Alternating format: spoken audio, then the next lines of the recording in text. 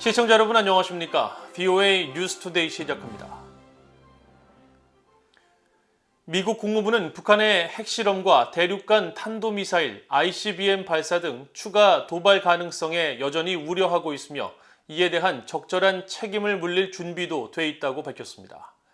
중국과 러시아 군용기가 한국과 일본의 방공 식별구역을 침입한 문제에 대해서는 동맹에 대한 미국의 방위 공약을 거듭 강조했습니다. 함지하 기자가 보도합니다. 미국 국무부의 네드 프라이스 대변인은 24일 정례 브리핑에서 북한의 추가 도발 가능성을 여전히 주시하고 있다고 밝혔습니다. 북한이 7차 핵실험 준비를 마쳤다는 한국 정부 당국의 분석에 사실상 같은 해석을 내리면서 계속 우려하고 있다는 겁니다. We share the concern that North Korea may be on the verge of another provocation. This is a concern that we've spoken of for some time now. Our concern for another potential provocation, be it an ICBM launch, be it a potential seventh nuclear weapons test, our concern has not abated in any way. 프라이스 대변인은 이어 북한의 추가 도발에 미국이 어떤 대응을 할 수 있느냐는 질문에는 북한 도발에 국제사회가 책임을 물리는 것이 중요하다고 강조했습니다. We believe it is important for the international community to weigh in on the side of accountability for these provocations, to impose costs on the DPRK for its continued provocations. Made clear that our commitment to the defense of our treaty allies, Japan and South Korea, is ironclad. We will continue to work closely with them to ensure that we are postured appropriately in terms of our defense and deterrence. And to continue to impose appropriate costs on the DPRK should its provocations continue as we are concerned they might cite. 프라이스 대변인은 이어 러시아와 중국 폭격기 여러 대가 한국과 일본 등 방공 식별구역에 진입한 문제에 대해서는 중국과 러시아의 협력을 지적하고 이것은 미국의 한국, 일본의 파트너십과 극명한 대조를 보여준다며 공동 대응 의지를 강조했습니다. And you also heard from the president and senior officials while there more about our long-standing commitment to the defense of those allies, including Japan and the ROK. We've consistently made the point that attempts to intimidate U.S. allies and partners will only strengthen our collective resolve. 프라이스 대변인은 이어 미국은 방위와 억지 문제에 대해 일본, 한국과 매우 긴밀히 협력하고 있다면서 북한은 물론 중국, 러시아의 위협에 대응한 동맹의 중요성을 거듭 강조했습니다. VOA 뉴스 함지하입니다. 조 바이든 미국 대통령의 한국, 일본 방문 일정이 끝나자 북한이 또다시 탄도미사일을 발사했습니다. 한국합동참모본부는 한반도 시간으로 25일 새벽 북한이 동쪽 방향으로 기종이 아직 확인되지 않은 탄도미사일을 발사했으며 현재 군 당국이 사거리와 고도 등 재원을 분석하고 있다고 밝혔습니다. 북한의 이번 탄도미사일 발사는 올해 들어 17번째이자 이달 12일 단거리 탄도미사일 발사 이후 13일 만이며 지난 21일 미한 정상회담이 개최된 지 나흘 만의 무력 시위입니다. 앞서 미국과 한국 정부 당국은 바이든 대통령의 한국, 일본 순방기간 전후로 북한이 핵실험이나 탄도미사일 발사 등 추가 도발 가능성을 경고하면서 모든 상황에 대한 대비 태세를 갖추고 있다고 밝혀왔습니다. 미국과 일본, 호주, 인도 간 4자 안보회의 쿼드 회의 참석차 일본을 방문했던 토니 블링컨 국무장관이 페니 웡 호주 외무장관과 별도 회담을 갖고 북한의 도발 문제 등 국제 현안을 논의했습니다. 국무부는 24일 보도자료를 통해 블링컨 장관과 웡 장관이 23일 일본 도쿄에서 별도의 만남을 갖고 미국, 호주 간 동맹과 인도태평양 지역의 평화와 안정을 위한 상호 노력에 대해 논의했다고 밝혔습니다. 이어 두 장관은 북한의 지속적이고 불안정한 도발을 포함한 영내 진전 사안들에 대해 우려를 나타냈으며 자유롭고 개방된 인도태평양을 발전시키고 태평양 도서 지역의 탄력성과 경제적 기회, 자유를 강화하기 위해 파트너, 동맹국들과 긴밀히 협력할 것을 약속했다고 밝혔습니다. 한편 하야시 요시마사 일본 외무상과 수브라마냠 자이샨카르 인도 외무장관도 24일 회담을 갖고 양국 간 외교 국방 간 협력 증진을 재확인했으며 특히 최근 핵과 미사일 활동을 계속 발전시키고 있는 북한에 대한 대응에 있어 양국이 계속 연계해 나가기로 합의했다고 일본 외무성이 밝혔습니다. 일본 군 당국은 극초음속 무기 위협에 대응하기 위해 무인기를 일본에, 즉 한국 동해에 상시로 띄우는 방안을 검토할 것이라고 밝혔습니다. 또 북한은 전술적 핵무력 충돌에 대비하고 모든 단계에서 상황을 주도적으로 관리할 수 있는 수단을 확보하려는 전략이 있는 것으로 보인다고 지적했습니다.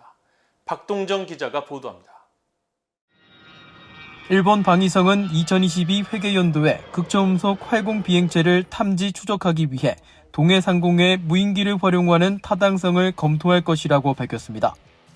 일본 방위성 관계자는 24일 관련 사안에 대한 VOA의 질문에 일본 주변 국가들이 신속하고 능동적으로 극초음속 무기를 개발해 운용하고 있다며 이런 진전으로 극초음속 활공 비행체를 요격하기가 더 어려워졌다고 답했습니다.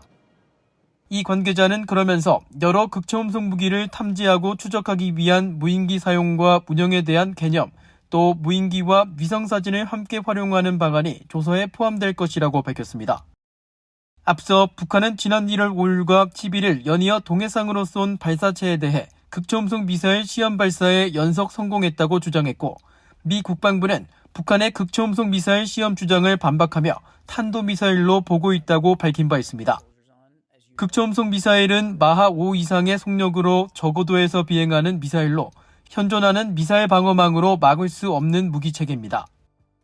특히 핵탄도를 탑재할 때 잠수함 발사 탄도미사일 SLBM과 함께 게임 체인저가 될 수 있다는 평가를 받고 있습니다. 일본 방위성 관계자는 이어 북한의 궁극적인 목표는 기존 체제를 유지하는 것으로 알려져 있다면서 북한은 미국의 핵 위협은 물론 미국과 한국의 현대 재래식 전력에 맞서기 위해 핵 억지력 보유가 필수적이라고 판단한 것으로 믿고 있다고 설명했습니다. 또 북한은 지난 2019년 5월부터 새로운 형태의 단거리 탄도미사일과 저고도에서 변칙 궤도로 비행할 수 있는 미사일을 반복적으로 발사하고 있으며 이 같은 일련의 발사를 통해 북한은 관련 기술과 운영 능력을 빠르게 향상할 계획인 것으로 알려졌다고 밝혔습니다. 이어 북한의 핵 관련 기술 개발 의도는 분명하며 이런 북한의 군사 활동은 일본과 영내 국제사회의 평화와 안전을 위협한다고 지적하고 미국 그리고 기타 국가들과 긴밀히 협력해 필요한 정보를 수집 분석하고 감시 활동을 수행하기 위해 모든 노력을 기울일 것이라고 밝혔습니다. BOE 뉴스 박동정입니다. 조 바이든 미국 대통령이 한국을 방문해 윤석열 대통령과의 공조에 강력한 출발을 했으며 이런 관계가 앞으로 더 가속화될 것이라고 데니얼 러셀 전 국무부 동아태 차관보가 평가했습니다. 러셀 전 차관보는 24일 미한 정상회담 등 바이든 대통령의 방한 결과와 관련한 인터뷰에서 도널드 트럼프 전 미국 대통령과 문재인 전 한국 대통령이 미한 동맹에 손상을 입혔지만 바이든 행정부에서는 18개월 동안 동맹이 복원되고 강화됐으며 윤석열 대통령 취임으로 이런 관계 강화가 더 가속화될 것이라고 예상했습니다. 또 북한에 대해서는 바이든 대통령과 윤 대통령 모두 현실주의적 접근법을 취하고 있다면서 북한이 핵 협박을 통해 이득을 얻지 못하게 될 것이며 미국과 한국, 일본 모두 동북아 안보를 안정화하는 데 단결하고 방어와 억지 강화에 힘쓰고 있다고 말했습니다. 미국 상원과 하원 군사위원회가 각각 2023 회계연도 국방수권법 초안을 마련하기 위한 심의 절차에 돌입했습니다. 상원과 하원 군사위는 각 소위원회가 약 한 달에 걸쳐 진행한 바이든 행정부의 국방 관련 새 예산안 심의 청문회를 마무리하고 다음 달 진행되는 국방수권법안 초안에 대한 각각의 표결 일정을 공식 발표했습니다. 새 국방수권법안 포함 여부가 주목되는 한반도 관련 사안은 주한미군 규모와 파이브 아이즈로 불리는 미국과 영국, 캐나다, 호주, 뉴질랜드의 정보동맹에 한국 등을 포함하는 방안을 비롯해 북한의 미사일 위협에 대비한 영내와 미국 본토 미사일 방어체계 관련 문구 등입니다. 또 올해 초부터 이어진 북한의 미사일 시험 발사를 계기로 공화당 의원들을 중심으로 한 인도태평양 영내와 괌, 하와이 등 미국 본토에 대한 미사일 방어망 확충을 서둘러야 한다는 지적이 이어지고 있는 가운데 관련 예산이 증액될지도 주목됩니다. 이상으로 BOA 뉴스투데이를 모두 마칩니다. 시청해주신 여러분 고맙습니다.